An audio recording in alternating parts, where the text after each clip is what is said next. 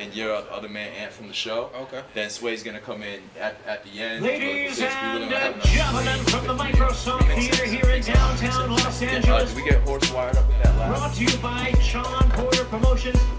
No. Live my kid.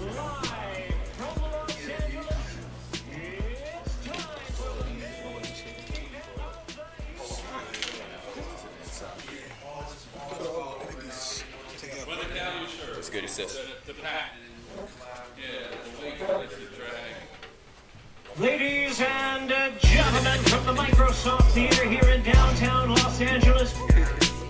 Brought to you by Shawn Porter Promotions.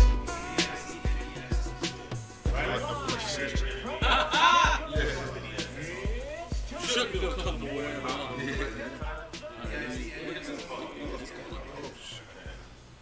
So right now you live on YouTube. I want to cheat it toward them because you're going to be looking that way.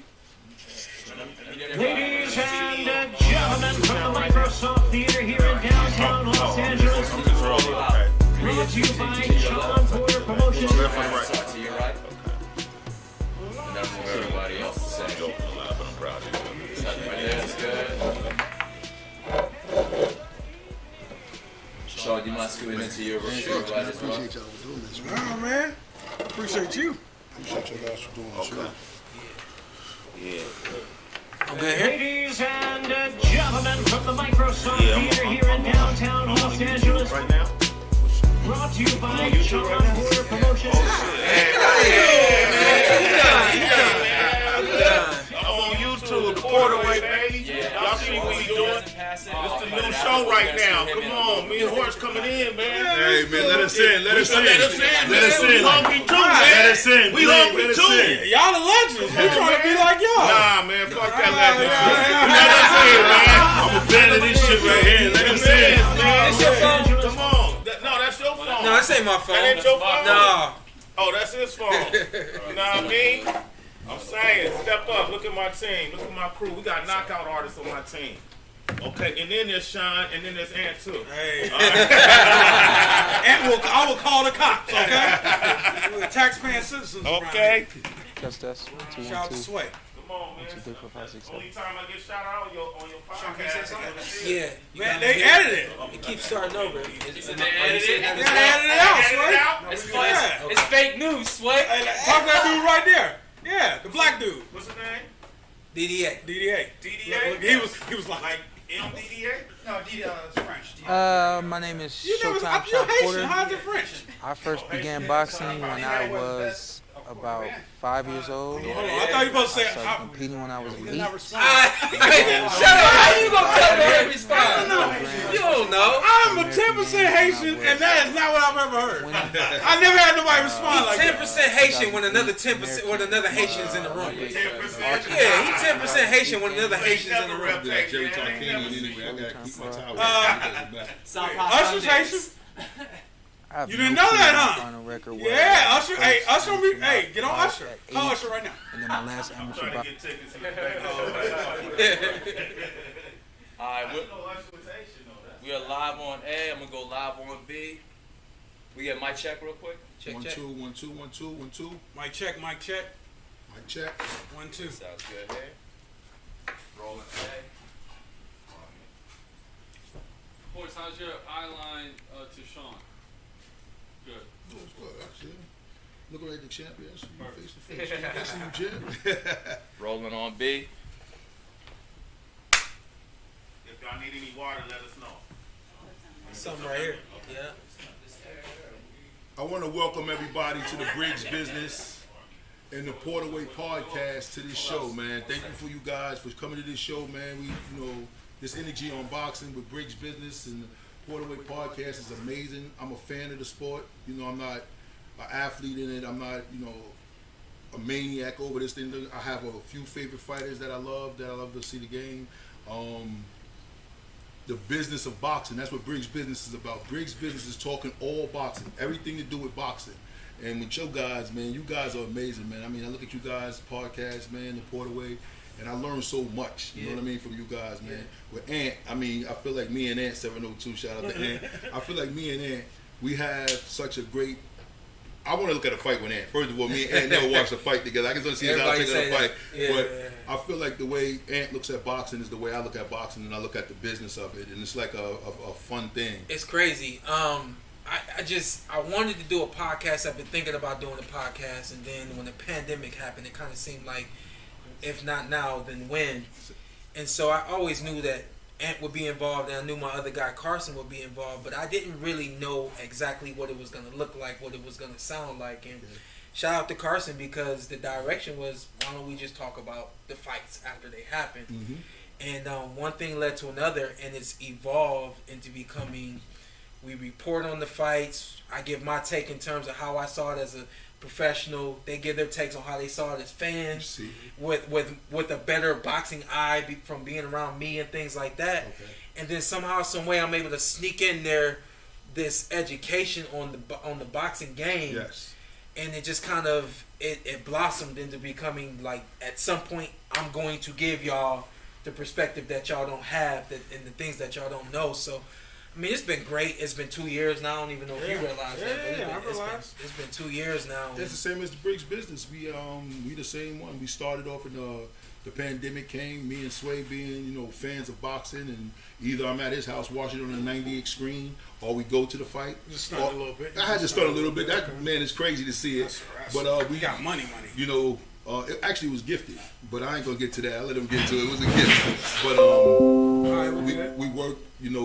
We started doing a couple of Zooms, and we have fighters. I mean, Shawn, you being a friend of the family, as far as Briggs business and all that. I'm mad that I didn't call you, but I wanted you to be my first. Listen, I wanted you to be my first in studio guest. Yeah. I didn't want to do a Zoom and stuff like that. Me and you talk on the phone a lot. But I called you up on it though. Oh, you actually did. You did. You actually did. You definitely put my coat on it, because let me start how me and Shawn actually really met. Hold on a second. I'm sorry, guys. Yo, if we're gonna move anything, you have to do it right now. Whatever after that, it doesn't need to be moved. Okay? We have anything else to move? Oh wait. All right. Thank you. So we're gonna start back from how you guys met in 3, 2. Thank you. So let me explain how me and Shawn actually met. Sway being a fan of boxing, such as myself being a fan of boxing. Shawn and his dad Kenny. Shout out to Kenny Porter. Coming into they was coming into Shea 45, Sirius XM, and he was about to fight. I don't know who he was about. At that time, I don't know. I was about to fight Keith Thurman. He was about to fight Keith Thurman. That's who it was. One time Thurman. And I was like looking at Shawn like, man, that guy is one of my favorite fighters. Actually, I love heavyweight. I'm a heavyweight guy. So all my favorite fighters are heavyweights, except for Marvin Hagler. And once he moved on and all that, you were the person that filled those shoes for me, as far as in a lighter division than heavyweight, going down to 147. Wow. So it's funny. I called Shawn on the phone because, Sway, I called Sway, like, I got to talk to this guy on the phone. I got to talk to him on the phone. Oh, when he's live, yeah, right? when he's live. So he was wild. I called Shawn on the phone. I had no clue who was on the. I didn't understand. You didn't know him at the I time? had no. I never met him. And you was acting like that? No, it was funny. I called him. I'm like, yo, Shawn, do me a favor. Wipe that smile off your face, man. For real. Walk in that ring and fuck him up. Mess him up, him up, just like, act like he did something to your girl, And Shawn was like, oh, this is just me. And I mean, actually, that guy turned a switch like that. That smile turned into fire. Yeah. You just got that. And Thurman, like I said, that fight right there, we got a couple of fights that you had that I felt was close, but that Thurman fight was a robbery because I was introduced to the game of points. So that's what it was. Thurman outpointed you. He didn't actually beat you to the punch. He didn't actually do a lot of things that boxers do. He just outpointed you like in the Olympics. You got fighters that are like aesthetically friendly, and from a standpoint of, if you know them to be a hard hitter and accurate, once you see that come from them, you're kind of checking off that box of what you know them to be. Okay. And you know me to be very busy in the fight and all up on you for the sake of words. So it was like busy against eye-catching, and it was like that eye-catching thing just kind of lasted with the judges a little more than my busy work rate and style that it wins fans and it gets fans, but the judges, they kind of, I guess they feel like they're equipped to see what is true, and it's that one big punch opposed to 3 or 4 punches landed in the fight. So it is what it is. So go ahead, Dan. Do your thing. Cut you off.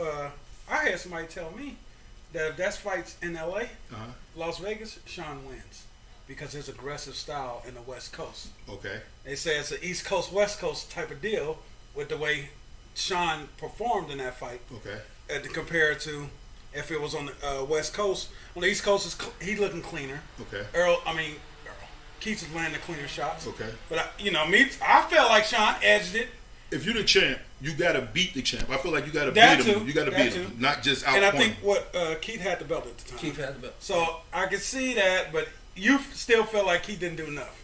I don't feel like he did enough, and he even felt like that. You know what I mean? He said, "Take it to the judges. It's a point game." He said it in the post. He said a little smart stuff. Yeah, but he said it in the post fight, but he said it in a humble way of, I know I didn't win the fight, but it was the judge's card, and I outpointed him. Mm-hmm. But talking about fighting and getting into the sport, especially in the weight division, out of all your fights that you had, Shawn, is Adrian Broner the only personal that you had? Like you took instead of business, it was like a personal. Due to the fact that y'all both from the Midwest and y'all had that Ohio type of thing, is that like more of a personal? Keith Thurman was more personal than Adrian Broner.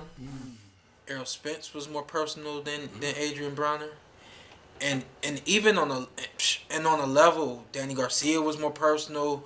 Terrence Crawford was more personal.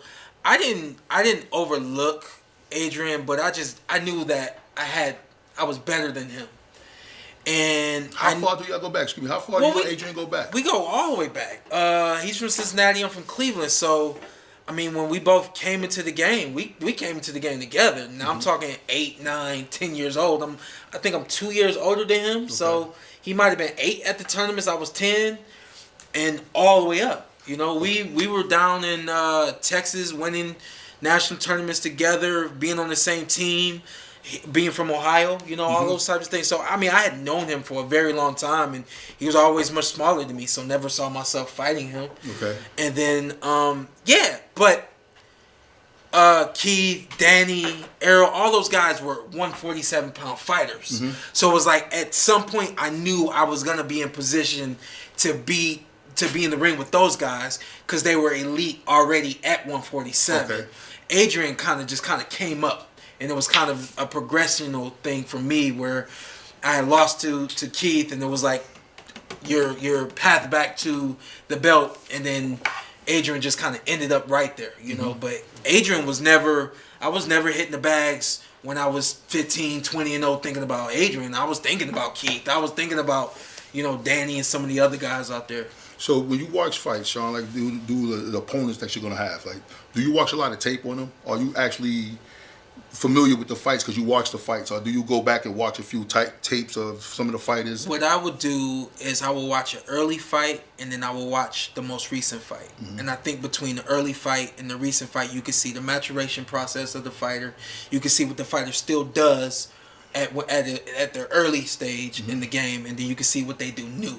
So I always felt like if I watched a really early fight of you on ESPN or something like that, I saw who you are, and then now I see who you've become, what you've changed about your game. So like with Keith, for instance, it was like you knew that he could move, and you knew that he could box. You knew he played this game of rhythm and timing, And then of course knowing Keith from the amateurs, I knew that he hit hard too, So, but for me, I really didn't concern myself too much about what guys did. Like with Keith, for instance, him being a power puncher. Okay. One time, he was a power puncher. I didn't go to the ring concerned about his power. Did he hit you with anything that woke you up? Hell yeah. You seen it? I seen it, but he in the ring. In the ring, in the moment, it was kind of there were definitely moments was like, damn, he got me. I remember going back to the corner a couple times, like I don't know if I won that round because of one punch. You know what I mean? And it kind of ended up that way at the end of the fight, where he ended up winning. So being on Briggs Business, thank you and welcome all the viewers that's out there looking at Briggs Business and the PorterWay PorterWay podcast. When you Let's just speed it up a little bit because you started at 167. That's what I was reading before. You came in the fight when you first started fighting. You was at 167. I finished up in the amateurs at 165. The first fight that I had, and my dad had already broke the news to me that I was going down to 154. I'm like, why am I not going to 160? He's like, they're too big. You can get to 54. So when we turned pro, the idea was to turn pro at 54, campaign at 54, and become a champion at 154.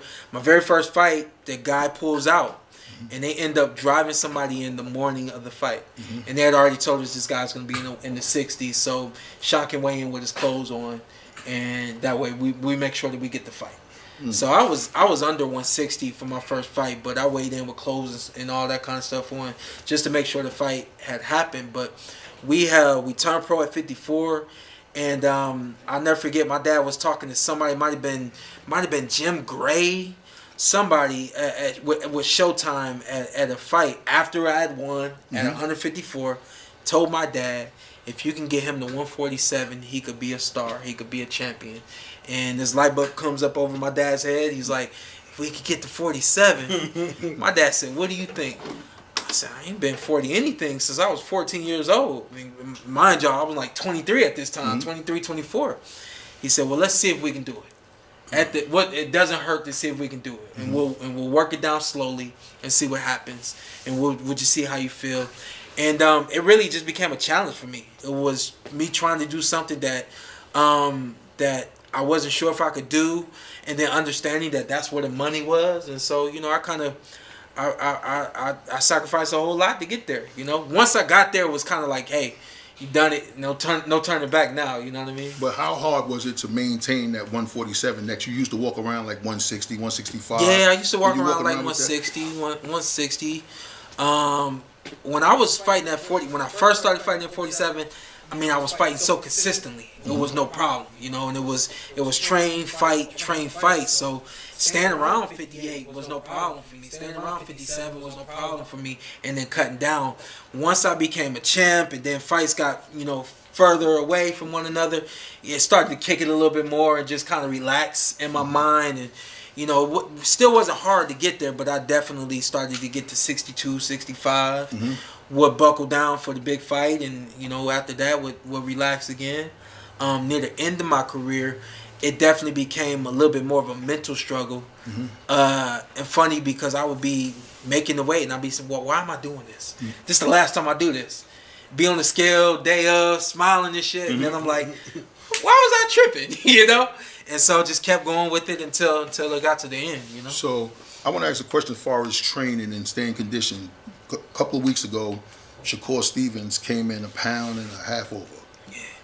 What would you have did as a fighter, as far as if you was 1.5 pounds over and you have 2 hours to get that weight off? What would you have did, as far as experience? I had the same situation happen to me. I had only fought in Cleveland one time, and I mean, he could probably argue me, but I just kind of know what I know. When I went home to fight in Cleveland, I was so excited about fighting in Cleveland. The fight didn't even matter to me. I didn't, and granted, we were on 2 different levels. I was fighting for the NABO, and he was fighting for a world championship title. So there are 2 different levels at this point. And I just knew whoever they was putting in front of me, I'm gonna beat them. Okay. I had a list of every restaurant I was gonna go to after the fight. I had a list of everybody I was gonna see after the fight. I had a list of everybody I was inviting to the after party after the fight. All those things wasn't even focused on the fight. Getting the ring, the fight's a little bit more difficult for me than I had expected. Made it through with no problems, but I learned a lesson in that. I promise y'all, the bell rung after the last round, and as I'm walking back to my corner, I'm already saying to myself, I'm never gonna do that again. And this is what I would do. Like in camp before a fight, I'll be just putting down the list of foods I wanted and places I wanted to go, things I wanted to do. After that fight, I think I was 12-0 at that point in time. Never did it again. And I can assure y'all, he was very excited and unfocused on the fight because he was so focused on all of the after-fight activities that he was going to get into. I'm not saying he was getting into anything bad. I'm just talking about going to restaurants, you know what I mean? And people I wanted to see, people I wanted to come to the fight, all those things. You have an amount of pressure on yourself just from being at home for the very first time that you don't even realize. It's all unconscious.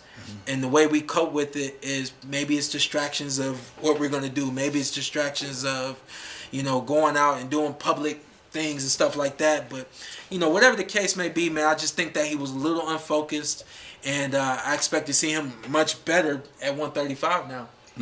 So it's a great question to bring that up since you said that.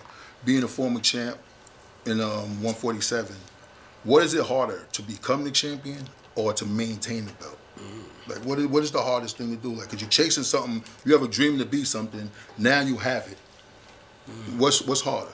I'm gonna ask Ant real quick, because you just started the job. We don't need to say what the job is, but so he quit his job where he had security, where he knew everything was being taken care of, but there was just some things that weren't in place the way he wanted them to be at that job. So he left that job, and was it a couple weeks later, a couple months later? Yeah.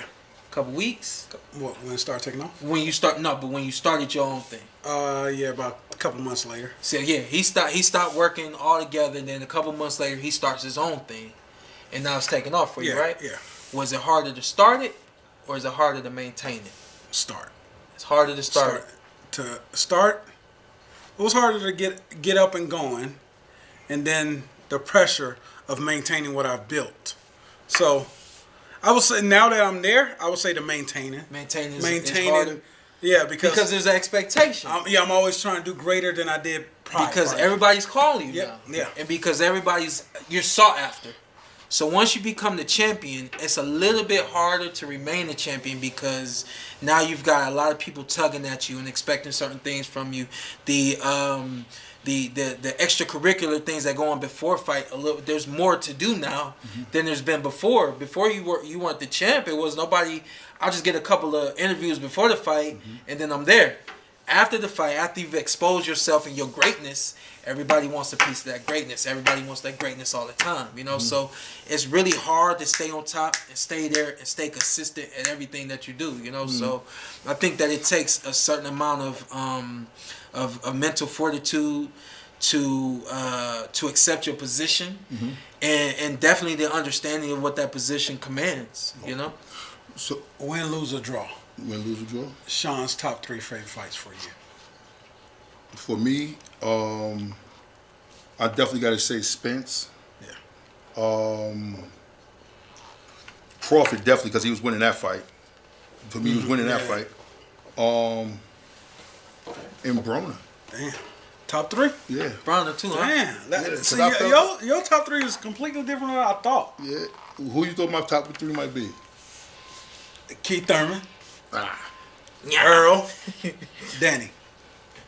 See, I thought Shawn was going to scare Danny. Danny's a great fighter. Shout out to Danny. But I thought Shawn had more of a dog in him than Danny. I never really seen a dog come out of Danny. I saw him close his eyes a couple of times, and he landed. He landed big shots. You was invested in the fight with Adrian. Yeah, because that was You was a fan of mine, right? Yes. And you had kind of seen... It was just the internet at that time was big, and he was running around doing shit, brushing his hair. Yeah. And it felt like he was getting underneath your nerve because he was from Ohio, so y'all talk that talk. So maybe he could say something to you like, he was getting under you. So I thought that was a personal, like, far as with the fight. Nah, never, not one thing he ever said to me got underneath my skin or anything like that at all. And I respect him to this day. I respected him in the moment. I just was very confident and very sure of myself. But I think for you, seeing everything, it's like, Shawn got to get this. And then you see that I'm the underdog. It's like, how you got my guy the underdog? So you were very invested in that fight, which makes it one of his favorite fights. But then again, like I said, with Shawn, actually when I met him, let's speed it up a little bit.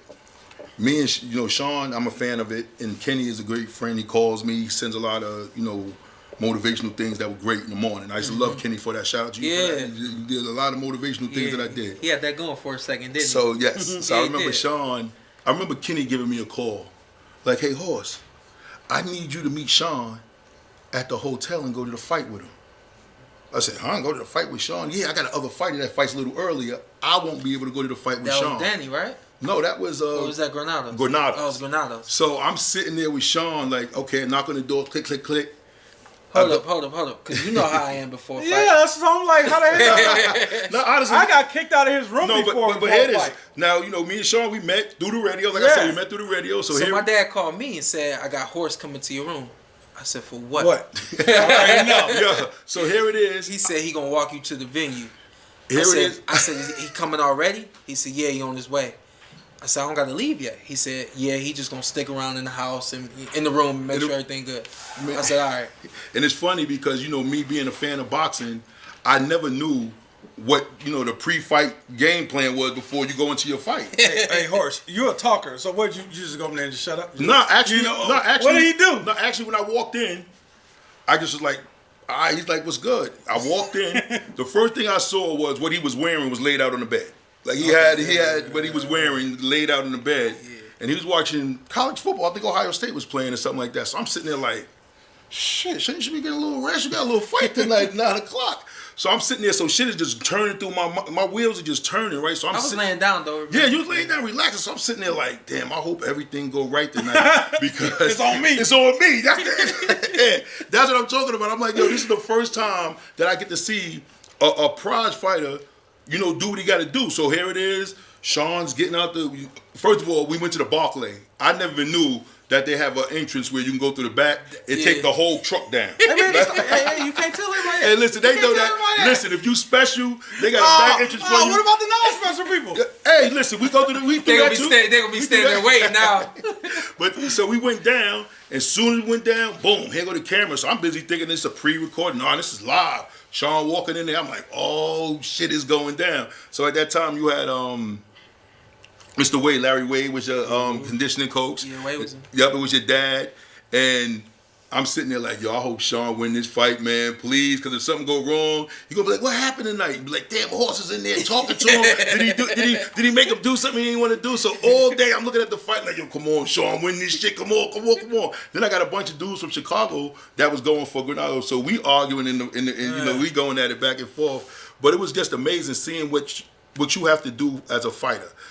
How do you get into an argument with somebody in the crowd? Because they telling that. Hey, hold on. I do it all the time. You know why? Because they telling their guy to fuck you up. So whoop his ass. I got something for that. He get mad at me too. He like, Ant, you gotta calm down. Nah, you want my man up there fighting for his life. You got something smart to say? You wanna fight me? That's right. Hey, shut the hell up. How? Because I'm just competitive. Yeah. I'm on your side. I'm with you. I'm rocking with you. I'm with you. I don't need you with me. That's crazy. I don't need you with me. Hey, listen, I'm still. So Horse, you know, Shawn, you never hurt your hand in any fight. But Horse, that was the fight you hurt his hand. What you do wrong, bro? You see, that's what I'm saying. What I do wrong? He ain't look like his head was hurting in there, but like I said, that fight, it was amazing because Kenny, shout out to your pops once again, he allowed me to like see things that I never got a chance to see. Like after Shawn got out the ring, you know, he's still hyped. Shawn hyped, he's in the room. They're like, yo, I mean, you got people around him, he's just drinking water. I'm like, yo, they like, yo, he gotta go see the doctor. So I'm like, go see the doctor. So Shawn, he had to pee in a cup and take blood, but he was so charged up that he couldn't use the bathroom. So he's drinking. Then Kenny's like, yo, come on, Horse. So I go with them. They go to the doctor and all of that shit. They take the blood. Next you know, I come out. Literally, they got it underneath like a heating lamp. They had armed guards guarding this shit. I'm like, yo, I've never seen nothing like this. You see, they're not armed.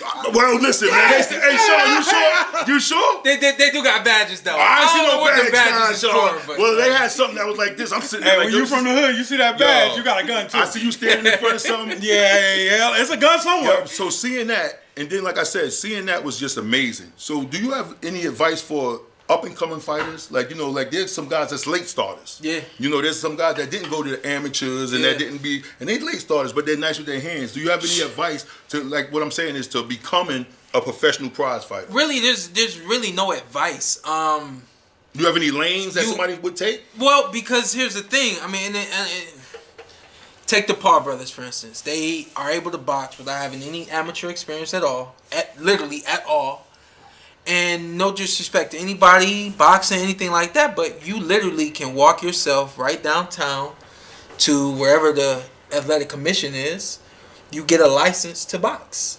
You pass the physical, you have your birth certificate and ID and things of that nature, and you can get a license to box. So I personally don't recommend anybody get a professional boxing license without having amateur experience. But you do have 25, 26-year-olds that have been sparring and they're like, well, I ain't got time to do a whole bunch of amateur tournaments. I'm just gonna turn pro. It can be done, but I personally don't advise it. I advise anybody, everybody, even if you are 30 years old, to get in the ring as an amateur, get a bearing, get a foundation for boxing, because when them big lights come on, if you ain't never been here before, it's different. It's just not the same as being in the gym, and you got the comfort of hitting pads, you got the comfort of the headgear and all those things, you know? Once you get to my level is when you get the blood testing and the urine testing, and got to see the doctor this, and you got to sign off for your purse that, all those different things. Before we get to that though, Shawn, how did you get to the point where, okay, you're a professional boxer, and now you need management? My dad. From day one. Okay, but now so a lot of fighters don't have that, and I mean, that's a process in itself. You were signed to Al Heyman, because, right? At one, yeah. So how did that process go? Did they send scouts out there to see your other fights? So my dad is my manager. Al Heyman is an advisor. So those are two different things. Okay. So we had already had conversations about signing with PBC. They weren't PBC at that point, but we had already had conversations about signing with them. But my dad decided to turn pro with a promotional company in the South. He said, what we're going to do is we're going to fight. We're going to prove who we are and what we can do. And then when it's time for them to sign, they're going to really have to pay us. Mm-hmm. And actually proved itself to be right. You know, and that's what I believe wholeheartedly in betting on yourself. Mm-hmm. And betting on himself with leaving the job and the security and all that kind of stuff, and then starting his own thing, knowing what he was capable of and having faith that he knew every step to take and he would be able to work and make those things happen. My dad, the exact same way. He knew that he knew what we were capable of, mm-hmm. and he knew that he could get in the rooms and talk to the people and make things happen. You know, so when the time came for the advisor to come in, it simply was, hey, you've got a working machine. I just want to help that machine get to some places it hasn't been able to get to yet. You know, mm-hmm. But for a lot of fighters, it's gonna be really hard. These promoters out here, they don't want to work with you unless you're signed mm-hmm. under their banner. The managers won't work with you unless you're signed under the banner. It's really hard, and already knows this. I tell every amateur, take your time, be patient, and be careful, because you'll sign with somebody for 3 years, and next thing you know, you're in year 10 with that same contract. Mm-hmm. You know, so it's a really intricate thing. It's way more than just a 10-minute conversation in terms of getting a fighter to turn pro and all those different things. But I think to keep it safe, or to keep it as short as possible, mm-hmm. be safe, be patient, and talk to multiple people that you feel are giving you the right information. You know, we mentioned the word earlier when we was talking. You know, y'all watching Briggs Business and the PorterWay podcast. This is what we're doing at the same time, collaboration. You mentioned something about the word sparring. How serious is sparring, Shawn? Because, I mean, I heard who you sparred. I heard you and Tank had a little sparring session going on towards, you know, when you was fighting for Crawford. Yeah. When you're sparring, is that a serious thing, or you're working on something? I thought sparring was you're working on something, but these guys are taking that little work that you're doing, like you might be working on something. They're taking that like... I've been in the ring with Devin Haney, and I also been in the ring with Teofimo Lopez. What about Floyd? Never been in the ring with Floyd. We were called to do a camp one time with Floyd, and then it didn't work out. Did 2 camps with Manny Pacquiao, and the funniest thing about you saying coming to my room, you hope things go right. I did my first camp with Manny Pacquiao, and I felt like the way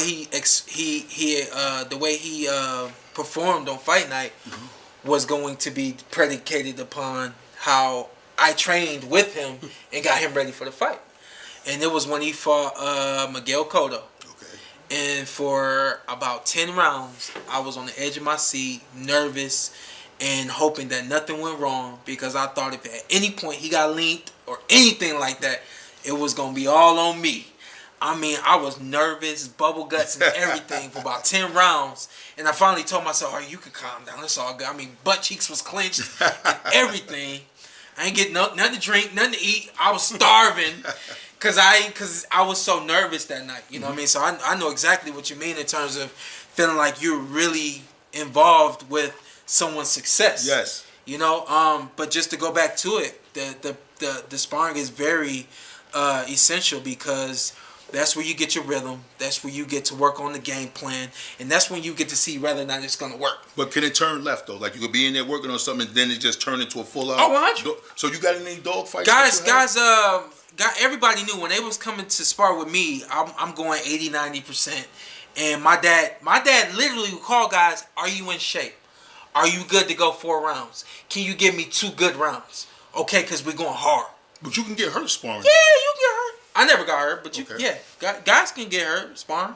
You don't want that to happen. But these guys take sparring so serious. Like Yeah. they like even saying he was sitting there like I was like, what you did in sparring that you we spar. He was over there laughing like I'm like, what you did to my boy in sparring? Yeah. So I couldn't wait to get to you and say, yo, Shawn, how Because was he's it? nice. I mean, he's fast, he's nice. Kid is nice. But you've seen a lot of things. I mean, you've been through boxing, you've been in the gym. I mean, you've probably seen this come up. I'm gonna be honest with you. When I spar with Tank, and I'm a fan of Tank. More than anything, I just wanted to see. I wanted to see it in real time. Mm-hmm. So, you know, my dad didn't really appreciate it, but I more so just wanted to see like how real it is, and it's real. How many times you and Kenny got into like a little, as far as especially in the last camp, but you know, through time here and there, you know, throughout the career, but in the last camp, we definitely had some headbutting moments in the last camp. Yeah, like So there's something you don't know. okay. The best sparring I ever seen, Shawn Porter, Demetrius Andrade.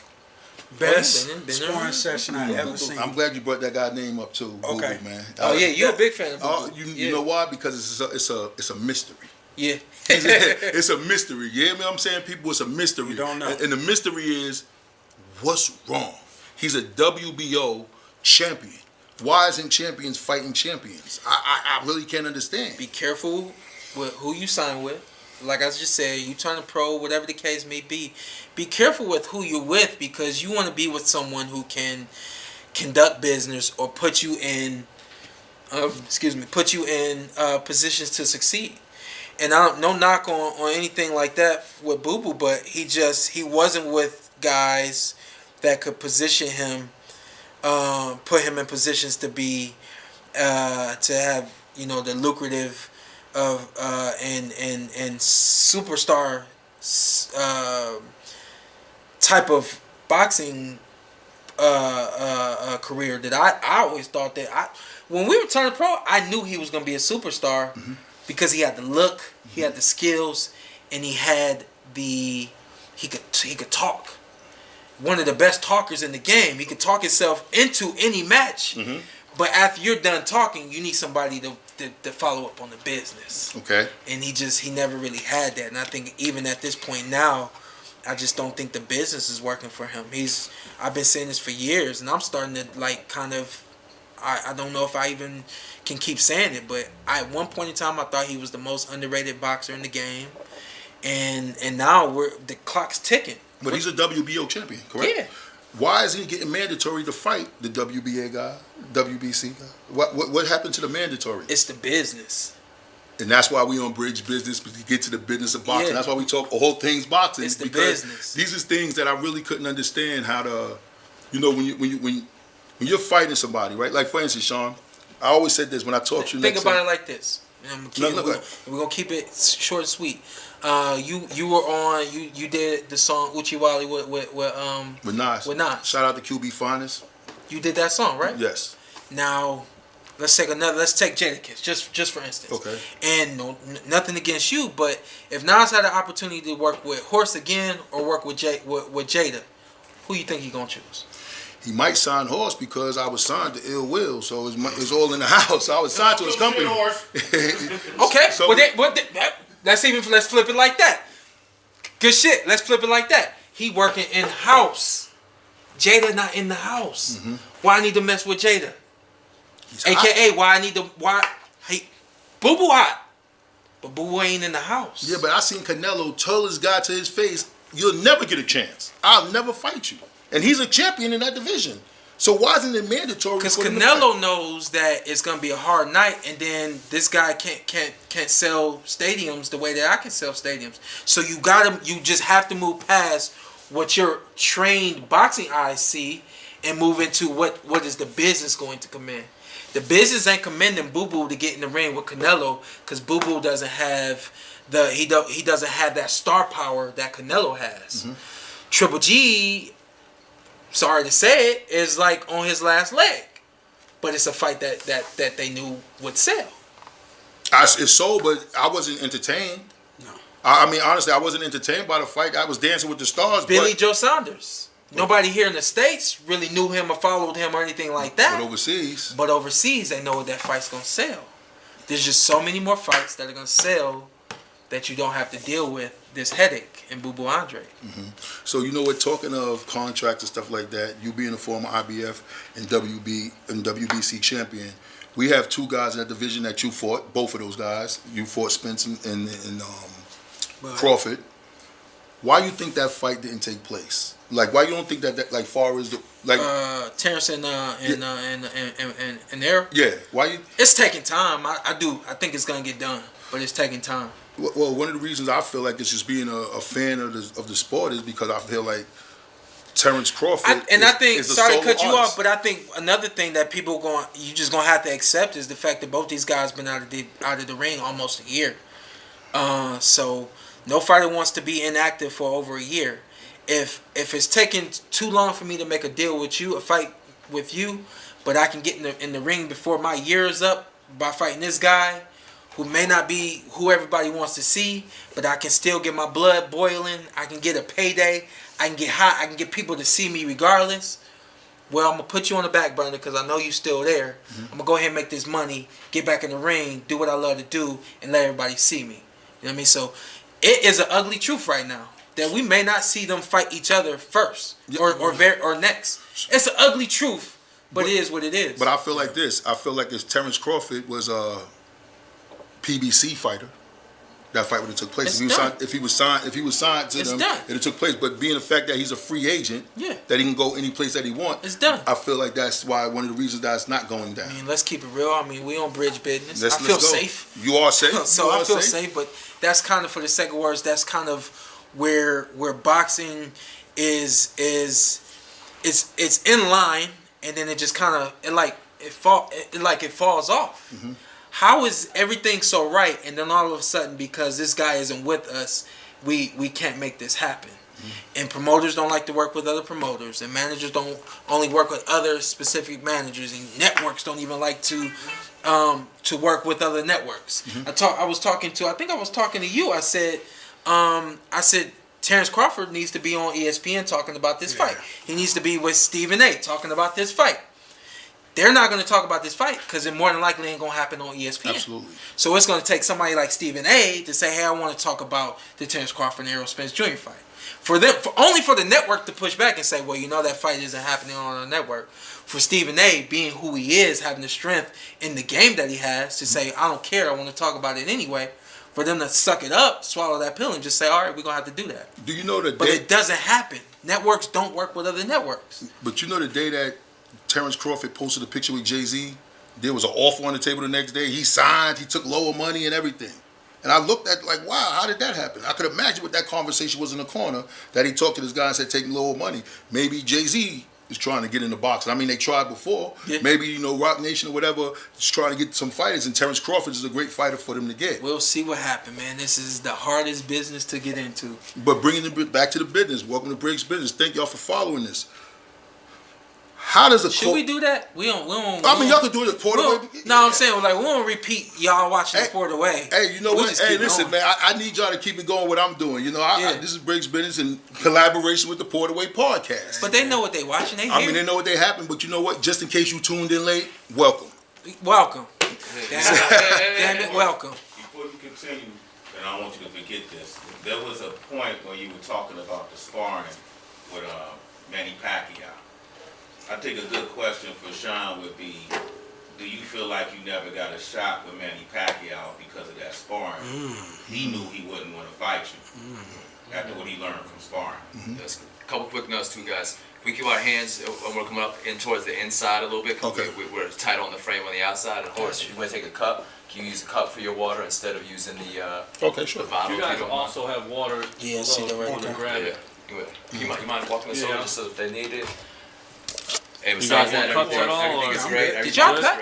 Don't No, let no, we rolling. Don't let Sean PC that answer.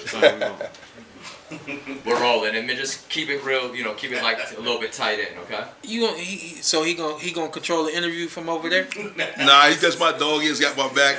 But we gonna move it to something different. Let's bring it to the day in life of a champion. Let's say Do your thing. you with the family, you're hanging out. Do your thing. You get the call, Shawn.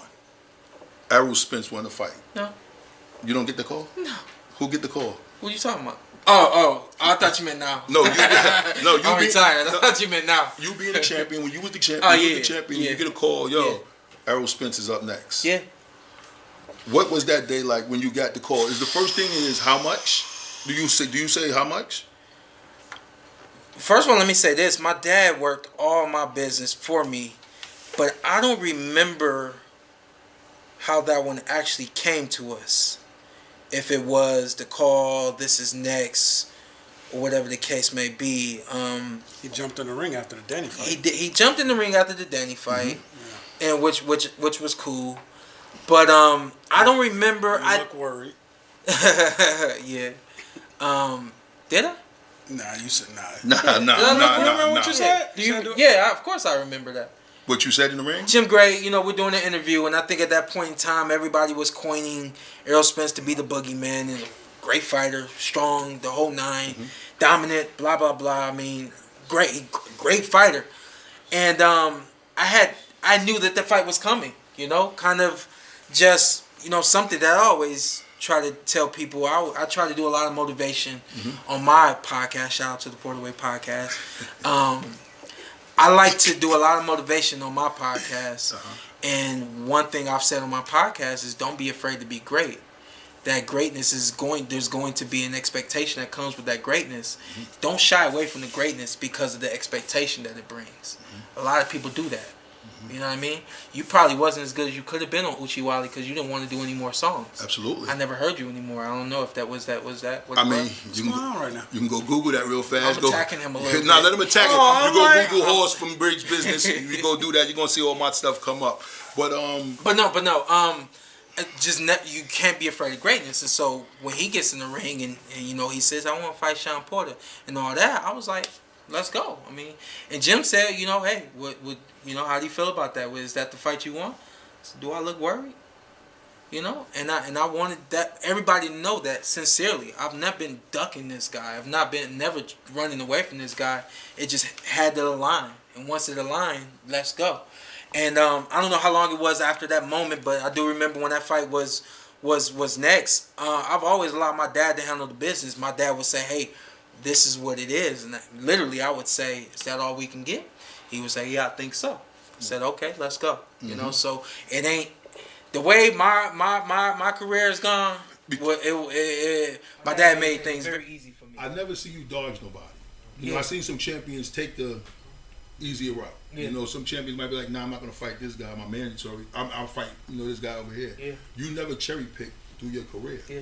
And that's what I'm saying with boxing going on right now. Do you feel like a lot of these champions are cherry picking? There's there's strategy, there's technique to managing a fighter's career and promoting a fighter. You promote a fighter to the biggest fights. You don't put the fighter in big fights. You promote them to the big fights and to the biggest fights. And what I mean by that is there's that build-up process. There's the process of certain lower-level championships until that fighter has the right experiences, until a Shawn Porter or an Errol Spence fight is as big as it can be and is going to be the greatest fight that it can be. When guys have reached their peaks and so on and so forth. I really do think that I had reached my peak. I don't think Errol at that point in time had reached his peak. I think it was perfect timing for me. And the fight really just, that decision didn't go my way. It is what it is, but that's what you want to do. You want to position every fighter so that when their next biggest fight is the best fight that they can have at that point in time. So for me, that's exactly how my career went, where every single step up, every single fight literally happened on time. So the fights that didn't happen on time, like for instance, let's say you went back to sparring. Let's go back to the sparring. Oh, you're going to circle back to that? Yeah, we're going to circle back to that. And you sparred with Manny Pacquiao. Do you feel like that's why you never got called out for that fight? Or Manny Pacquiao was like, I want Shawn next because you gave him that work in sparring? Sure. Yeah? Freddie Roach is a smart fighter. or smart trainer. He knew. So and Freddie didn't pick the fights for Manny, but if 3 names came to the table on the table for Manny, and Manny was talking about it, and Freddie would just give his input. That's a good fight for you. That's a tough fight for you. That's danger. I think I always lined up with the danger. The danger of just being a hard night for Manny, and a fight that was going to take some life from him, and may even have taken the belt from him. You know, so a lot of times when you're promoting the fighter, especially when they are the elite, you have the ability to say, we don't want that hard night. We'll take another hard night that ends with us being successful. You know. So why in any of your prior contracts that you had when you was going for the belt, you never put a fight clause like if I lose? That's kind of one of the things that's kind of it's put out there in the boxing community, and everybody knows that there should be a rematch clause in every contract, but that's not necessarily the case. Sometimes you have to fight yourself into a rematch. You know, I think even with my fight with Errol Spence Jr., no, there was no rematch clause. Should have been. But I fought myself into a rematch. And I actually told him this earlier. How many times you watched that fight? 20, 30? All right, that's what I say. I told him earlier, I said a rematch with myself and Errol Spence would have made more money. And we both collectively should have made more money in the rematch, because a lot of times you have the what ifs of a fight. But when you've seen what happens, and now you know what the true possibilities are of a fight, you're more invested into that fight. Then people who may not have seen the first fight, once they've heard about what happened or they have the opportunity to watch it, they're much more invested into a rematch. Is that the hardest you trained for a fight, Errol Spence? Just talked about this. Possibly. You look like you was on some sand, like Rocky and Apollo. You look like you had a lot going on with that. Yeah, I know. We trained majority that camp was in DC. Shout out to Barry Hunter and the Headbangers, Boogie, and all those guys out there. Their regiment is different from the PorterWay, the way my dad and myself did things. My dad is swimming. My dad is going up into the mountains and doing altitude training. My dad is doing biking and rigorous hard work. Their stuff's hard, and it's all in the gym, right? And then when they leave the boxing gym, they go into the basketball court, and they doing sprints on the court. You know what I mean? So it's a different type of conditioning and all that, but I mean, I felt like it got me exactly where I needed to be before the fight. Horst brought up the lights and the big moments. Big moments, Are you ready for this? Was Errol Spence that moment where you walked in that stadium, Staples Center, and said, "Damn"? All of them. I felt that I felt that the lights was a little bit brighter for Crawford fight. Yeah. For some reason, that was my first fight in Vegas, so I felt like that stage. Yeah, it was the lights was bright for you. No, that was bright. That was bright as hell. Bright for you. The Errol Spence fight in the Staples, I think, did it sell out? Yeah, sold out. It was something special. So what's your relationship when Shawn is training? Guys, let me get 2 minutes for a battery change. All right, 1 sec. All right. Oh, we don't know that. Ladies and gentlemen, from the Microsoft Theater here in downtown Los Angeles, brought to you by Shawn Porter Promotions.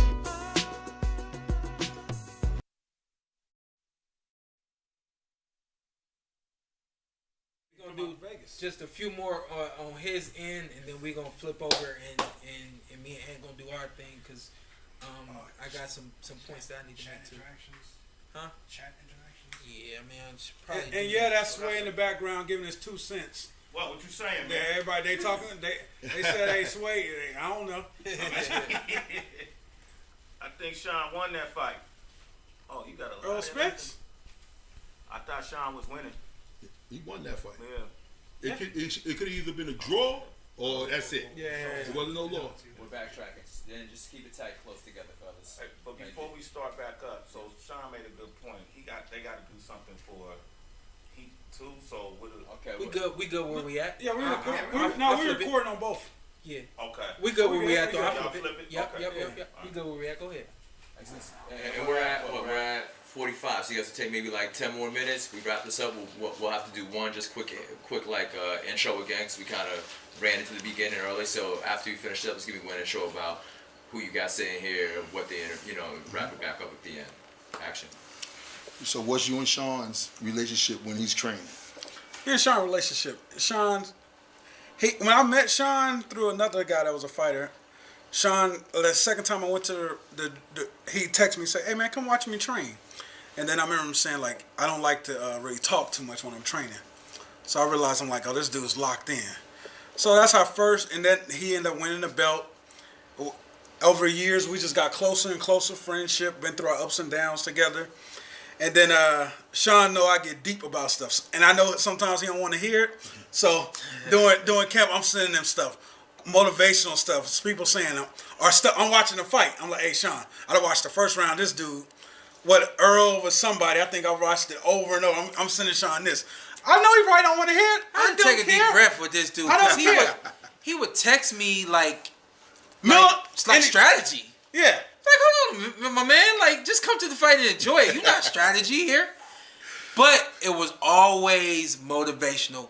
It was always motivational, and it was like I would read one or two, and I'm like, oh, here you go again. And then right before I throw the phone away, because I get closed off, he would hit me something that was motivational and let me know like he always rocking with me.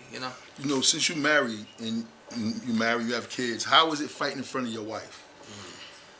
It was weird, man. Cause she just was super like mellow. Didn't your son come to the fight? No. My boys never came to the fights, but they were.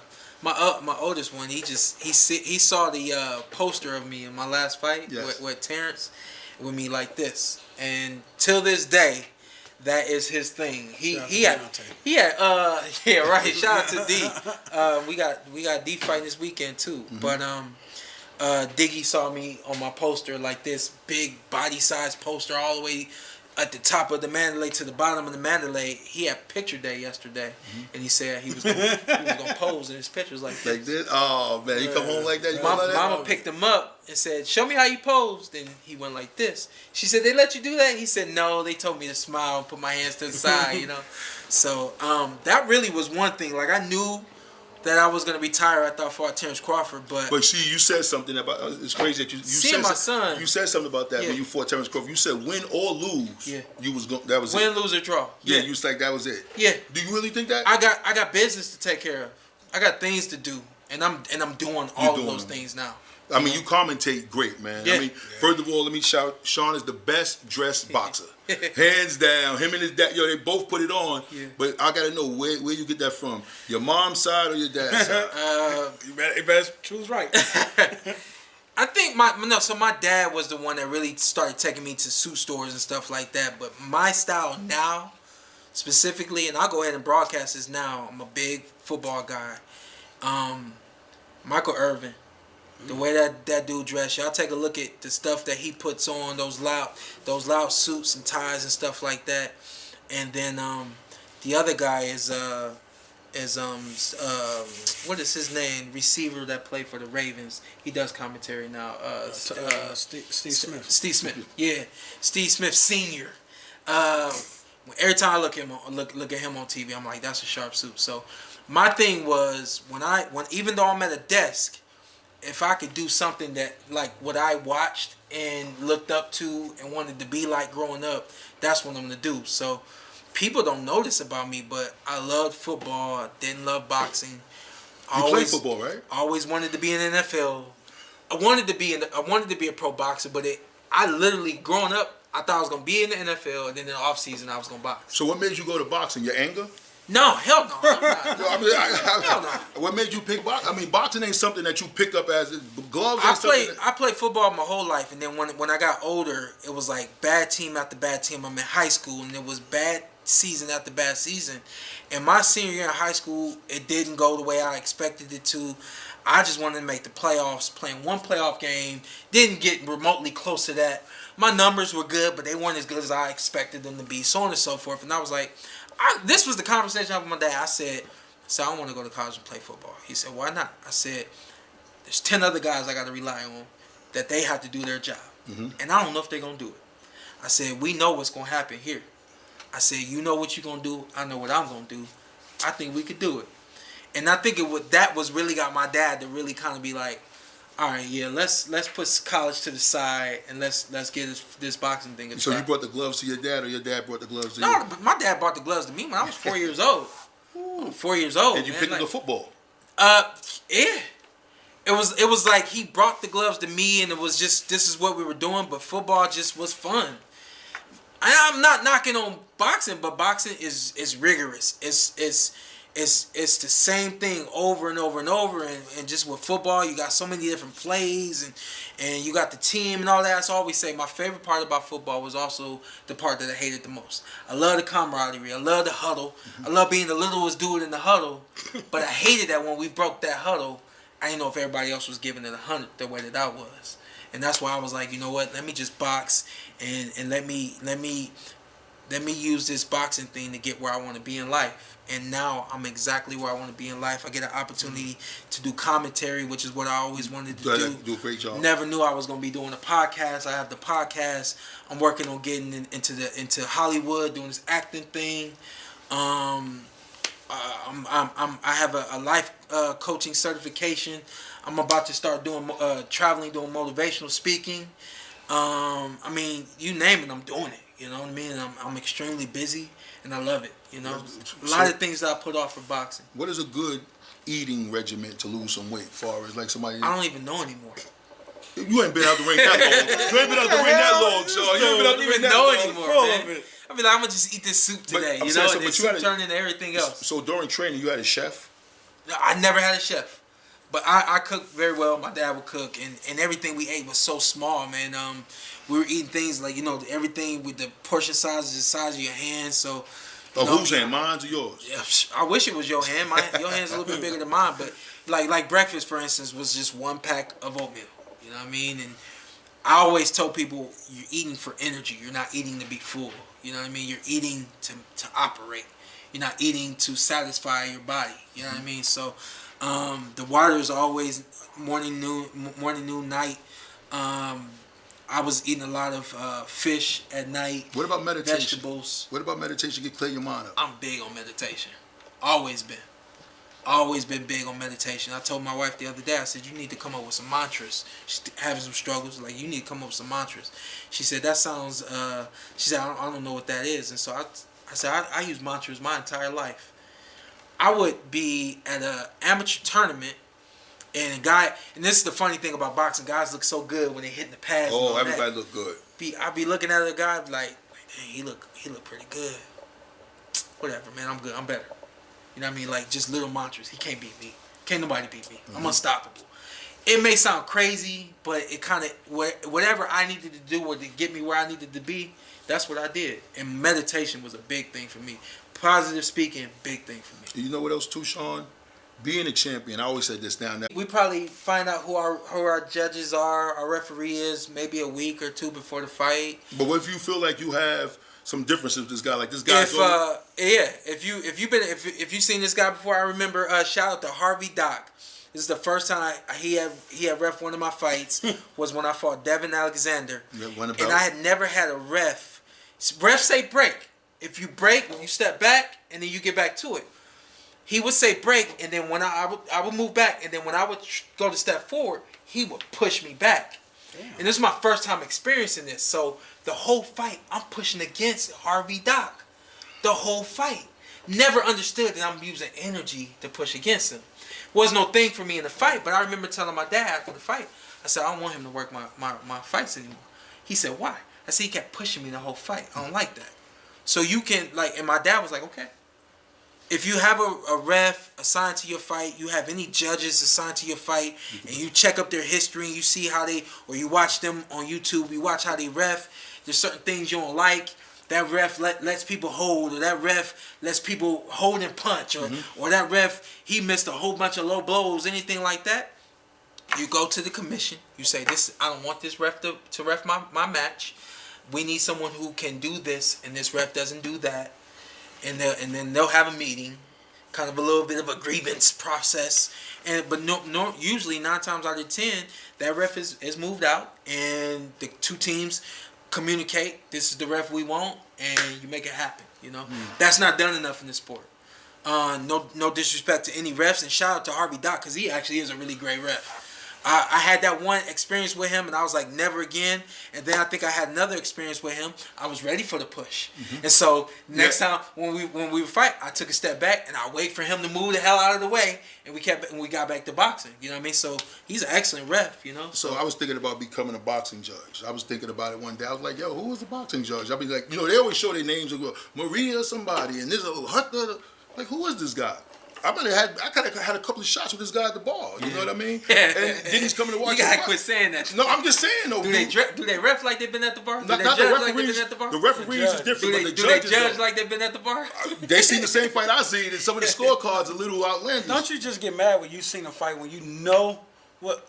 I know he won, and then it's like, man, but these judges. But you know, with me, Sean, I keep saying that with world class fights, as far as like the WBC, WBA, IBF, and all that, I feel like if there's a championship bout, I feel like a former champion should be a judge. Yep. In that division, regardless of race, color, you know, you should be a judge in that division because that's on the fighters. You know. But you have no union where you could put that in there, right? Because that's what the thing about boxing. Like, well, what I mean by that is, you know, if you're wanting judges, or excuse me, you want fighters to become judges in the sport, which I'm all for. That's retired. I'm an advocate for that 100%. But you got to convince these fighters to now sit down and watch other fighters box and be able to dissect everything that they're doing and make a sound decision at the end of every round. Most fighters aren't willing to do that. You know what I mean? So that's some business we can't take care of on this podcast. Yeah, I know, but you know what things too, Sean? I was thinking of like even where the judges are sitting. I always felt they should have high chairs like tennis. Like they should be in a corner where you could watch the fight, overlooking the ring. They're working on some stuff. They are. They're working on some stuff, and I know that's been talked about for years. It's been talked about moving the position of the judges, being at the Olympic Training Center. They had us sit around the ring and judge other fighters while they were sparring, and you see, there's moments where you like, I don't know what's happening right there. But you leave that blank. Yeah. Some people just make some numbers. I think you be cheating like a test. Some of these fights, I think they look at the other guy's thing, or the woman, they look at the test as like a cheating test. Let's flip this real quick. I want everybody to understand why I'm here today with you, why I reached out to Sway, and why I felt like, you know, obviously we wanted to be here for Deontay Wilder. We think it's just going to be a big enough week for us to be here doing the live shows this week. But my thing now, moving into kind of like phase 2 of my podcast, is I want to start exposing the fans of boxing. Yes. And there's a big boxing community. Those fans are always going to be there. But then there's the fans that people don't know anything about. I don't think people know that Sway and Horse are as avid boxing fans as you guys are, and how much you watch this fight. Tell everybody how far you go back with boxing, and then we'll get into why boxing and why not anything else. Well, for me, I go back to boxing from, you know, Muhammad Ali from back in the days when it came on ABC. I'll go back to ABC boxing when Mike Tyson beat Marvin Frazier. I'll go back to Evander Holyfield being my favorite heavyweight besides Ali because of what Ali's the greatest because what he did outside the ring for boxing. But Evander Holyfield and Marvin Hagler were the two guys that made me love boxing. Evander, he fought, he had a workout tape back in the day with Lee Haney. I was on some workout shit, you know what I mean? And I thought Evander was like, you know, humongous. Yeah. So I seen, you know, get a chance when you look at that on YouTube, he had a fight against Burt Cooper. And Burt Cooper was from Philly. He had the Philly shell style. Evander couldn't do nothing with it. And once I see Evander get knocked down, got up, got buckled again, and win the fight, I just loved him for that because there's a lot of fighters like me and Sway go at this all the time. Most time before the fight, I'll look at the guy's face and be like, all right, cool, I got Mayweather. Yeah, I got Mayweather. Then right before, like, that's easy. No. I went against Mayweather right before the fight. I'll be like, I don't know, it's something about Mayweather that look a little off today. Every time the fight comes on. What fight was that? Canelo. I mean, there's a couple of. I mean, first of all, I'm gonna put it on record on Briggs Business. I'm gonna put this on record on Briggs Business. Floyd lost to Madonna the first fight. I don't care what everybody say. He lost. I don't know about that. That's why he fought him again. Come on, man. If you notice, Floyd never gave nobody a rematch unless it was controversial as far as the win. He only gave 2 rematches. You talking about Floyd Mayweather? You don't disrespect the legend. Hey, listen, you got beat by Madonna, and I'm not the only fan that feel that way. You gotta say it right. Madonna. I thought you Well, was talking about that. Who? The singer.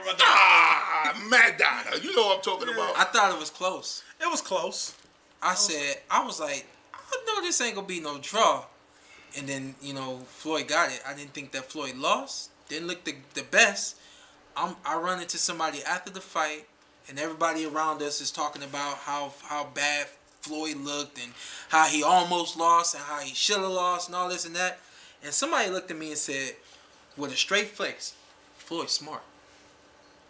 Like, what are you talking about? He said, Floyd's smart. I said, what do you mean by that? He said, watch. He said, he gonna do this again. This is before Floyd they talk about it. He said, he gonna do this again. He gonna sell it out. He gonna make more money in the rematch. He gonna dust that kid. Floyd's smart. And what you have to realize is Floyd is extremely intelligent.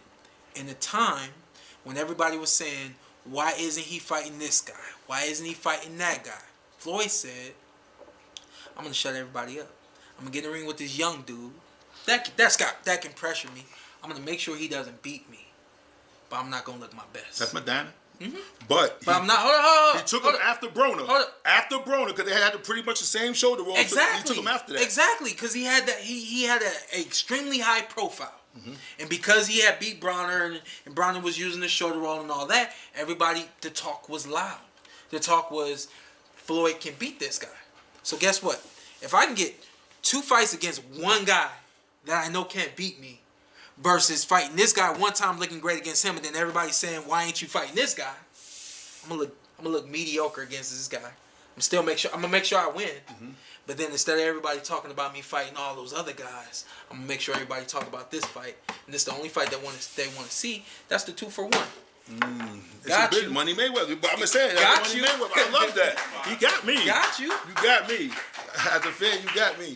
And I left it. I was just like, I was kind of like, I don't know. And the guy looked at me and said, he's smart. You bet Madonna in the rematch, didn't you? Absolutely. Absolutely. Hey, I told everybody, Floyd about to take his boy to school. Absolutely. Floyd about to take that boy to school. Hey, you had it out. And maybe touched him 3 times in the rematch. You know what it is? Maybe. I look at the fear. Like, you know what? Across the ring when the lights come on, Sean. Yeah. You ever seen a fighter and you be like, ooh, he look a little nervous since some 4K lights came on. Yeah. That's what it is about Floyd. Yeah. Floyd look like he gets excited when the lights come on, like, woo! Yeah. And everybody else look a little nervous, but Madonna didn't. Yeah. That's why I felt I was gonna go for him. Yeah. He didn't care. He's like Mayoga. When Mayoga came in there and did that to Vernon Forrest, it was amazing to me that he ran in there and did that. I couldn't believe that. How long was you in the rap game? Do you consider yourself to still be in the rap game? Well, I was in the rap game for, let's say, 20. I've been doing this for I was in the rap business for 20-something years. I started rapping for, let's say, I've been rapping for a long time, but I only started. But you seen the business, though. You know what? I seen the business after I made a hit. Do you see the correlation between boxing and the music game? It's the same thing, right? So, but the difference is we get royalty checks. Yeah. I don't know if you get a royalty check if they No. keep. So that's the difference. Yeah. The music that we make, we get royalty checks 70 years after our death. Yeah. So that's why the Jacksons is living the way they live, and certain people living the way they live because of that. But I mean, just in terms of the hustle.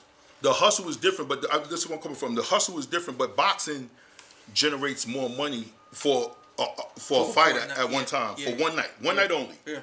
We got you have a 6-week tour where you go do promotional tours. You have like an 8-week camp, 2-week camp, 2-month, 3-month camp. Then you go on a week tour where you got to go promote the fight. Maybe. That's so when you release an album, you have a 4-week setup. You let a single out, and then they let your album out. Mm-hmm. But the business behind it is the same thing. So we have boxers who have merch now. Mm-hmm. Rappers didn't know that they had merch. They had fan clubs back in the days. You never knew how much you you had a fan club. Right. But think about it. I mean, I'm older, but back in the days, you pay $1 to be in a fan club. And they give you T-shirts. They send you some, bullshit things and stuff like that.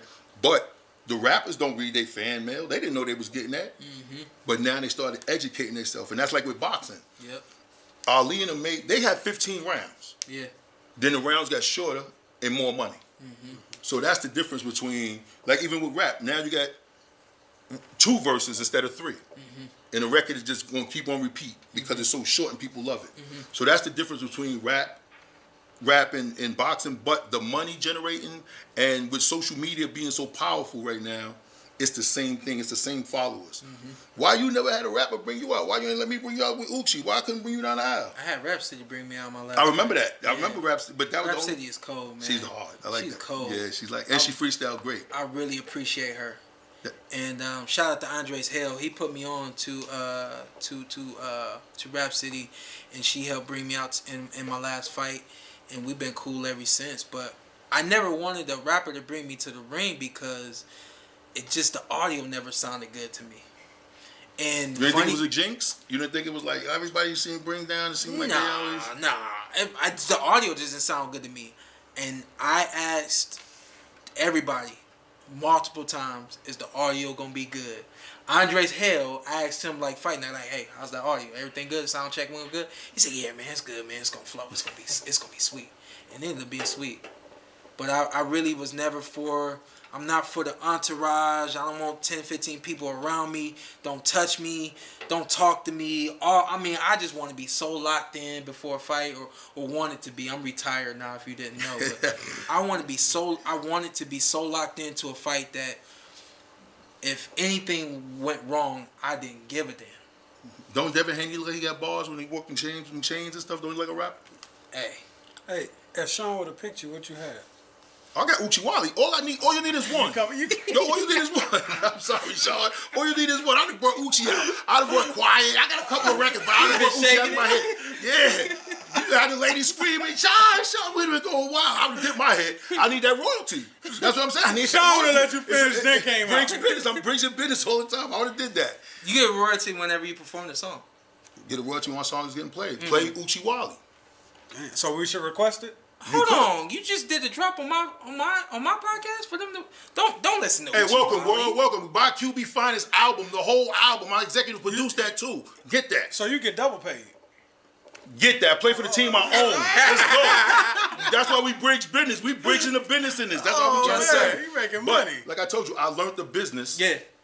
After I made a hit. And kind of so phase 2 of my podcast is I believe personally that the music game, rap game specifically, and in the boxing game, they really do coincide. Yes. From where the rappers and the fighters come from. Yes.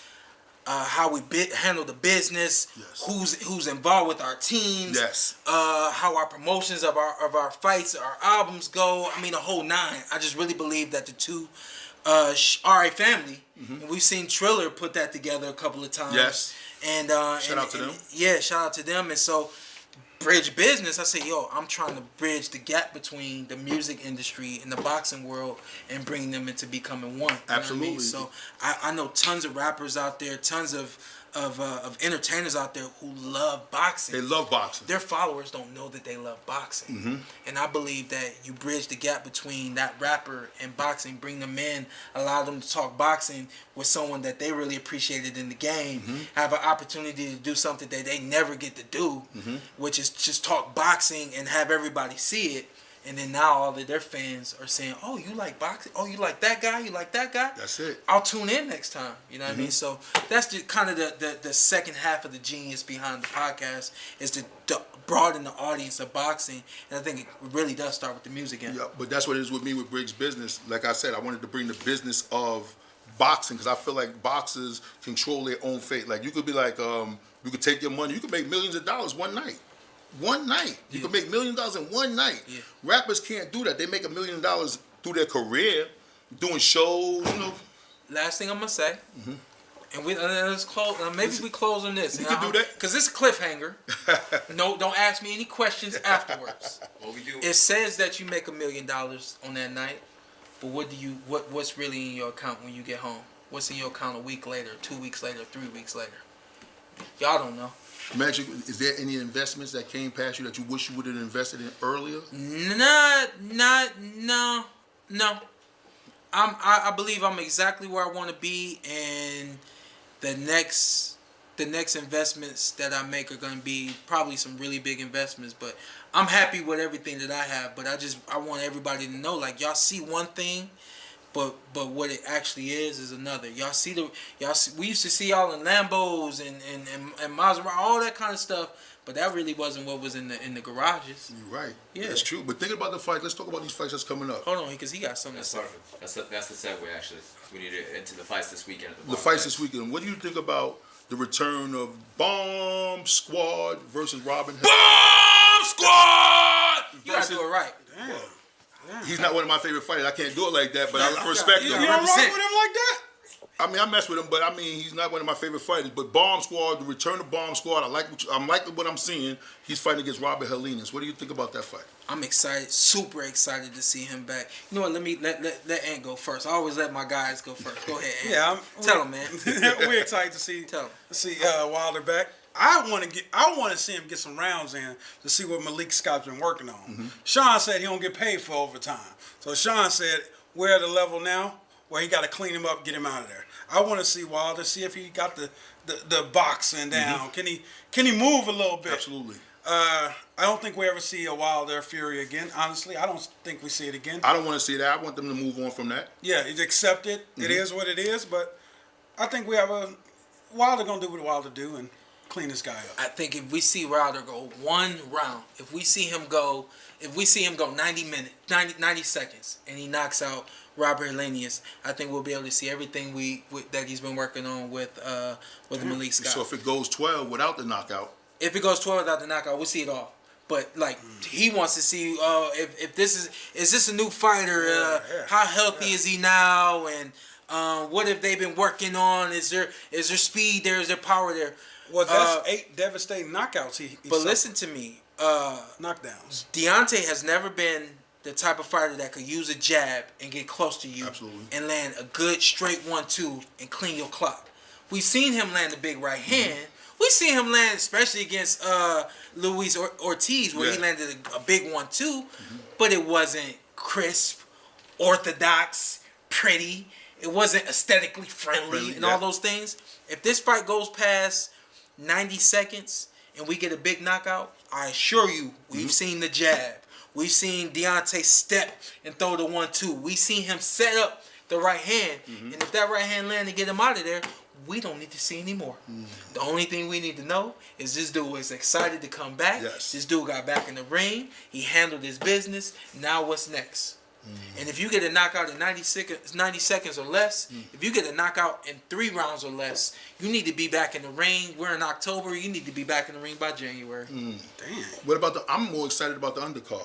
The co-main? The co-main. I want to see that fight with Caleb Plant and Andre Durrell. Anthony Durrell. Excuse me, the Durrell brother.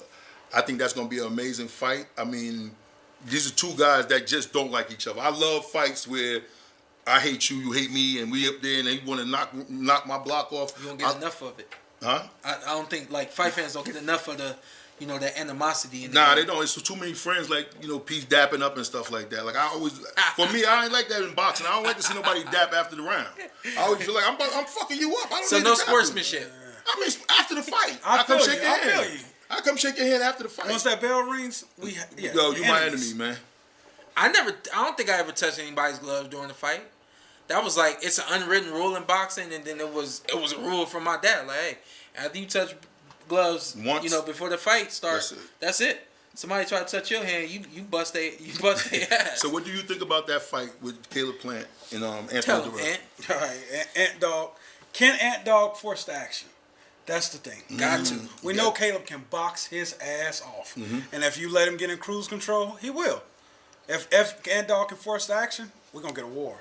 They hate each other. They have no problem sitting there exchanging, knocking each other out. But at the end of the day, that's not Caleb Plant's job.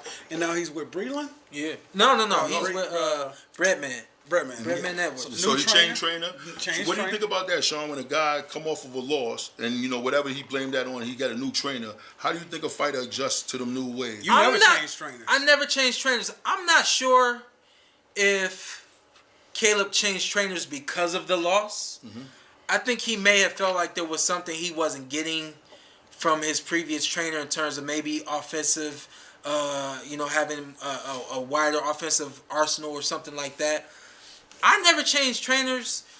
It actually went past the loyalty for my dad, and in the moment I didn't understand it. It was loyalty for my dad. Okay. But everybody says that Shawn Porter got better fight after fight after fight. A lot of fighters fall off, or a lot of fighters they don't have that spark, and they're just not the same. I got better after every fight, and it's because of the demand and expectation that my dad had for me. So people will look at it and say, well, he's loyal to his dad. He just didn't want to upset his dad. But my dad was doing all the right things. I got better after every fight. It'd be different if I stayed the same after every fight, win, lose, or draw. Then maybe there's a complaint that can be made. But I got better. Every camp was better. As y'all can see, like near the end of my camp, or near the end of my career, my camp even increased where I had Barry Hunter in my corner more, and I had Boogie there, and I had a few other guys in my corner. All of those things increased because my dad was intelligent enough to understand that I can't be complacent as his father. I can't be complacent as his coach, and I can't allow him to become complacent. The other side of that, if I had left my dad, now saying all those things, if I had left my dad, it probably would have been because of complacency.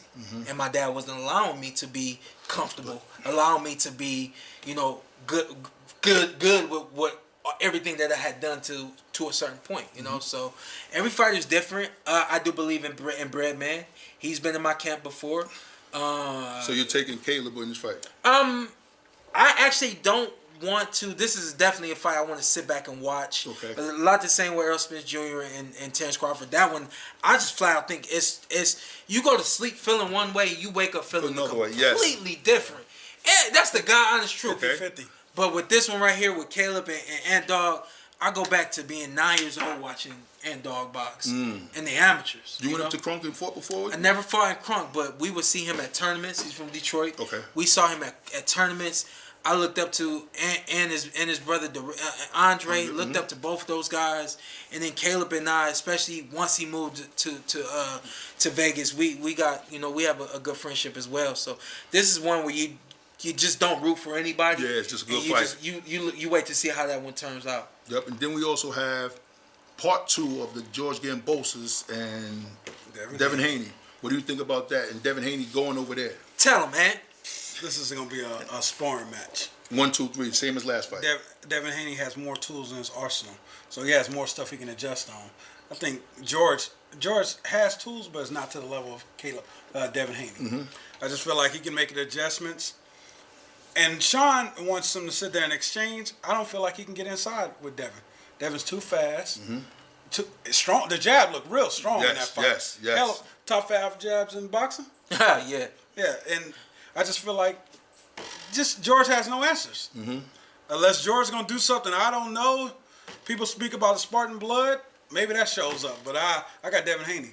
Possibly he's late stoppage. So if Devin win this fight, how long do you think he should take for going hiatus for, Shawn? Like far as a champion, he win this fight in October. When should he be back in the ring? You shouldn't have a hiatus as a professional boxer. What's the longest you think he should be out the ring? He should be back in the ring by March. Depends on how the fight goes. Take a look at what I just said about Deontay Wilder. If this fight goes 3 rounds or less, your body's not hurt. You have not been through a war. You know what I mean? Every fight commands a different level of rest. I think that this is going to be a harder fight for Haney. I think it's going to be a more competitive fight for the fight fans. I think that Devin's going to make the adjustments and handle it, but he's definitely going to see a little adversity in this second fight. I believe that Kambosos has tasted and seen, and when you've tasted and seen, you just have that experience to pull back on, and it helps you become a little better from it. I want to throw a couple of fights at you guys, and I want you to tell me what y'all think about it. In the 135 division, I would love to see Shakur Stevens maybe fight, let's say, Teofimo Lopez. I would think he was gonna say that. Yeah, me neither. Yeah, I didn't think he was gonna say that. So we can't make that match because Teofimo is officially 140 pounds. Oh, he moved.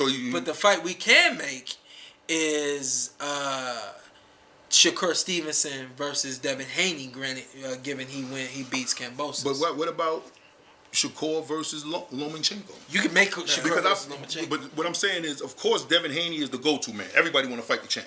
Yeah.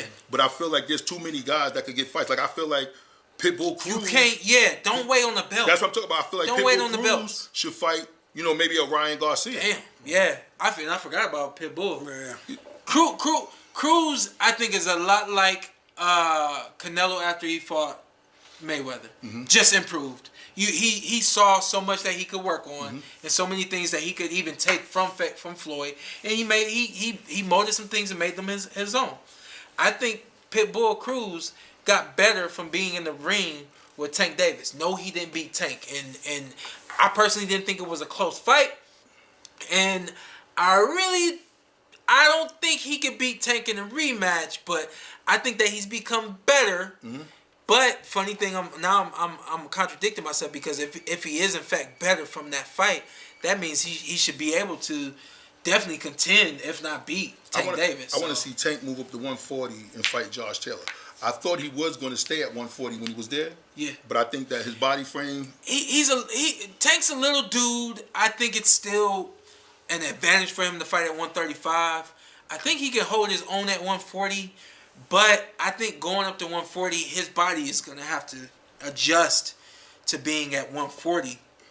You move up, and yeah, you lost weight to get to 135, so you won't have to lose as much to get to 140. But where's your muscle definition? Has your muscle definition? Have you been able to? Has your body been able to adjust to the muscle definition or the body fat? And are you still as fast and as explosive as you are at 135? So. People, it's just not an easy thing when you talk about these weight classes, especially with Canelo moving up and down the way that he did. How hard is that? His body never adjusted to 135, and then you bringing him down to 168 to get back in the ring with Triple G. And in retrospect, I'm like, was I too hard on him in this trilogy match with Triple G, because he just didn't look as explosive and as sharp as I expected him to be? But he's playing with his weight. I don't know what his diet, I don't know what his nutritional regimen is, but he's just playing with the weight, and I think that it's like he's shocking the body, and he hasn't given his body time to adjust and settle in. I seen Roy do that. Roy moved up, and then he lost all that weight to fight Tarver and all them dudes, and it just didn't go right. It doesn't click. It doesn't click. It doesn't click. Adrian Broner. Adrian Broner at 135.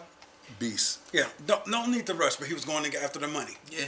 Everybody want to get up to the top. So is there any new fighters? That's what I want to do. I want to put the spotlight on this. Is there any up and coming fighters that we should keep our eye on? You talked about. I was surprised to hear you drop Xander Zayas' name earlier. Yeah, I've been watching him. 147-pound fighter, Puerto Rican fighter, lives in Florida. Sharp. Actually been in the ring with him before. He's sharp, man. He has a good IQ on boxing. It looks like really good IQ. Really focused. Really driven. He has what I consider the intangibles that you don't see. Okay. So you see the speed, you see the quickness, the power, the agility. You see the boxing. You even see the IQ in terms of the punch placement or the punch selection and things like that. But the things you don't see, the toughness, the grit, the might, the determination, that fight, that no quit attitude, all those things. He's super exciting, and he's got like all those intangibles that you don't see that make a champion. So I definitely see him being a champion. Being a champion. Yeah. Then we was also talking about the heavyweight division, where we started talking about Jared Anderson. Man, I smile when I talk about Jared Anderson, and it ain't just because he's from Ohio. Like I truly believe in Jared Anderson. He's got the size for heavyweight. He has the experience. The age. He's young. He's grown. Age. He got the only thing I think Jared Anderson is missing, he has to develop his body. That's going to take time. He's a heavyweight, young heavyweight. It's going to take time. Big baby. You know what I mean? Or the real big baby, I think is what he calls himself. So he is a big baby. Once that body catches up and that power, that strength catches up, that muscle catches up to the experience that he has, to the type of fighter that he is, that dude gonna be on a whole nother stratosphere. Then we talked about Frank Sanchez. Yeah, you know a couple of guys. Cuban fighter. Go ahead, you talk about Cuban Frank. fighters. Talk about Frank. Frank has skills. He got skills of a lower weight guy in the heavyweight division, and he also has the power. He knows how to box. So I don't think Jared Anderson can beat I don't think he can beat Alexander Usyk. I don't think he can beat Tyson Fury. I don't know. Sanchez? No. Jared Anderson. Yeah. I don't know if he can beat Deontay Wilder, but I think he beats any other older, mature heavyweight out there.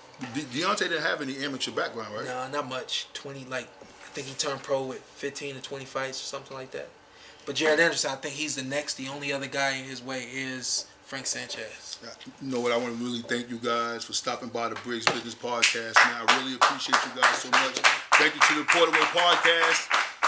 I want to thank my producers, Kate. I want to thank Esteban. I want to thank Burn Culture Studios, Citizen Chance, for having us up here in this chance. I want to thank my partner in crime, Sway, for overseeing this whole thing happen. But Shawn, like I said, thank you so much. And you're doing a great job at commentating. Yeah. And you're doing a great job at doing this podcast stuff. Hey, he making us look bad. Turn this off. We don't thank nobody after our podcast. I want to thank y'all for coming through. I appreciate that. And welcome to New York, fellas. Leave us on. Yeah, I don't think we're going to cut it off. Are we still going to do something with Sway? It don't matter to me. Yeah, we go. Okay, I didn't know if we was running. What I'm doing? We are kind of running on time. What I'm doing? You good? You can show me if you guys have anything to pull in just to add on, but there's not a specific segment. I'll let him come. Yo, that was a fucking magnificent dialogue. Yo,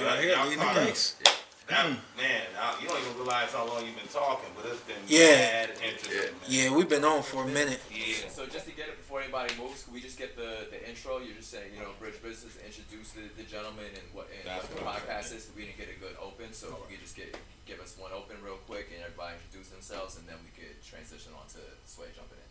All right, welcome to Briggs Business. I'm your host today. My name is Horse. In studios today, we have the PorterWay Podcast. We have Ant702. And we have Showtime, Shawn Porter, man. Thank y'all so much for coming through, man. Appreciate that. Thank you for the love, man. Briggs Business, peace. That's perfect. Did I say something? Yes, please. So we should got nothing to say.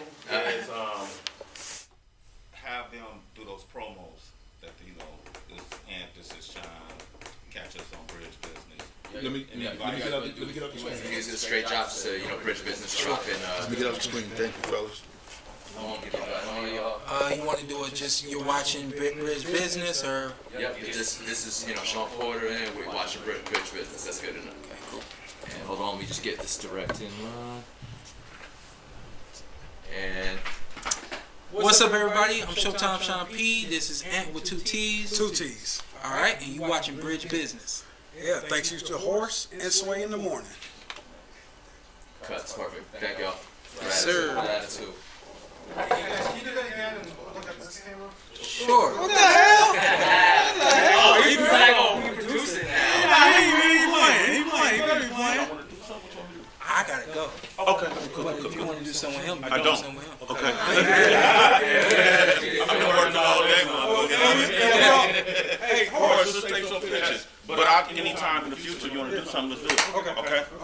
As you can see, this is Showtime Shawn Porter and Brenagh, Sway, Horse coming back in here. You see what it This is? is Bridge Business. Come on, man. Yeah. Come on. The PorterWay, baby. That's how we doing. It's only one way. The PorterWay. I'm gonna sit down so y'all know how tall I actually am. Yeah. Get to know it, man. You see what King is on the throne, right? PorterWay podcast. The king is on the throne. Hey, we new members on the PorterWay podcast. I love PorterWay podcast. We pulling our way on, man. We all give me a shot. Give me a shot. I want a t-shirt. Hit me up. I want a t-shirt. I gotta get. I'm not New York enough. That's what it is. They turned it up. You got to turn it up. Yeah. They turned it up. Hey, I can't match that. What y'all doing? Like, seriously. Ladies It's not like and gentlemen from the Microsoft Theater here in downtown Los Angeles. Brought to you by Shawn Porter Promotions. Live from Los Angeles, it's time for the main event of the evening.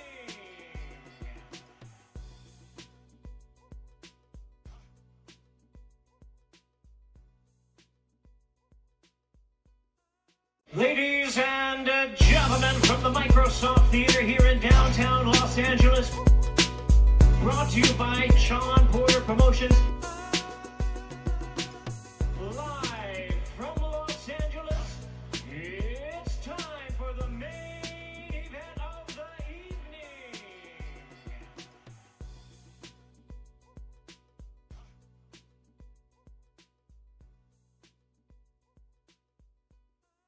Ladies and gentlemen, from the Microsoft Theater here in downtown Los Angeles, brought to you by Shawn Porter Promotions. Live from Los Angeles, it's time for the main event of the evening.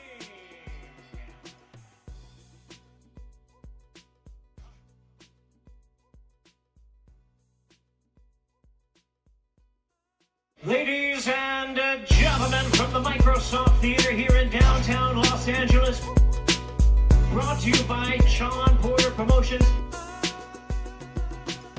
Live from Los Angeles, it's time for the main event of the evening.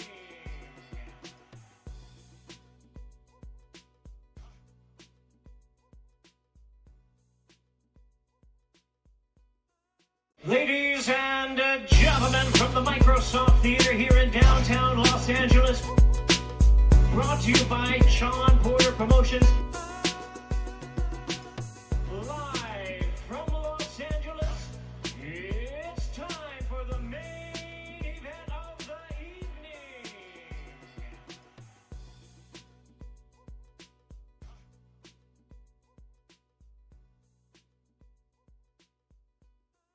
Ladies and gentlemen, from the Microsoft Theater here in downtown Los Angeles, brought to you by Shawn Porter Promotions. Live from Los Angeles, it's time for the main event of the evening.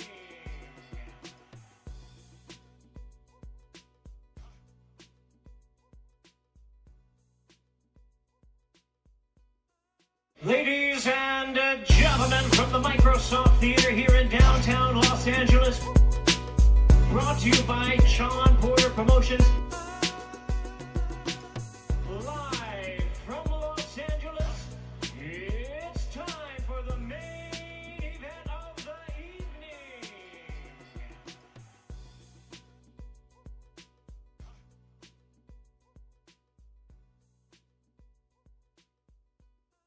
Ladies and gentlemen, from the Microsoft Theater here in downtown Los Angeles, brought to you by Shawn Porter Promotions. Live